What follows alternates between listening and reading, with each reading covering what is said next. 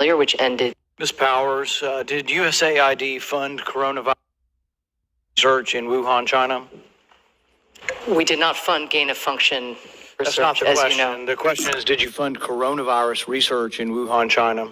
Before my time, there was the PREDICT program with which you're familiar, which ended in China in 2019. Yeah, this is a $200 million program, and the GAO has also identified that some of these grants went directly to the Wuhan Institute of Virology, where there is a suspicion that the lab leak began the pandemic. Has USAID awarded funds to the Academy of Military Medical Sciences in China? Not to my knowledge, but I'd have to get. I think the answer is once again yes. GAO has found that there have been subawards of NIH money, as probably as well as USAID money, that went to the Academy of not just medical research, military medical research in China.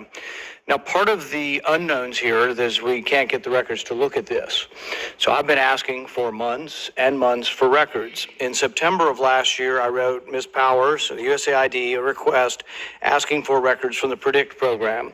These are not classified. These are simply records of scientific research, and we want to read the grants to find out what they were doing and whether the research was dangerous or not. The response I got from your agency was USAID will not be providing any documents at this time. They're just unwilling to give documents on scientific grant proposal. We're paying for it. They're asking for $745 million more in money, and we get no response. So 2 weeks ago, the ranking member, Risch, myself, and 25 other Republican senators, unfortunately, so far, signed a letter once again. It's still no response. We're not asking for classified information. We're not asking for anything unusual.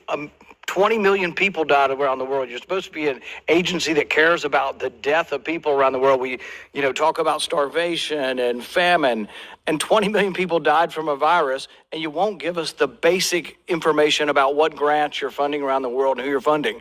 Should we be funding the Academy of Military Medical Research in China? They're now off limits.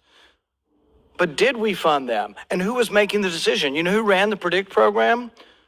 UC Davis. Have you had any conversations with UC Davis about research in China and whether it was advisable?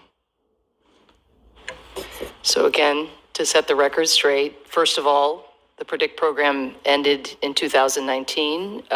We have people. And yet it goes on in other forums and other names. That's certainly not USAID program. Well, you have a program called Emergency Pandemic Threats Program still, don't you? If I could just finish in response to the first set of allegations, we have provided hundreds and hundreds of pages of documents related to the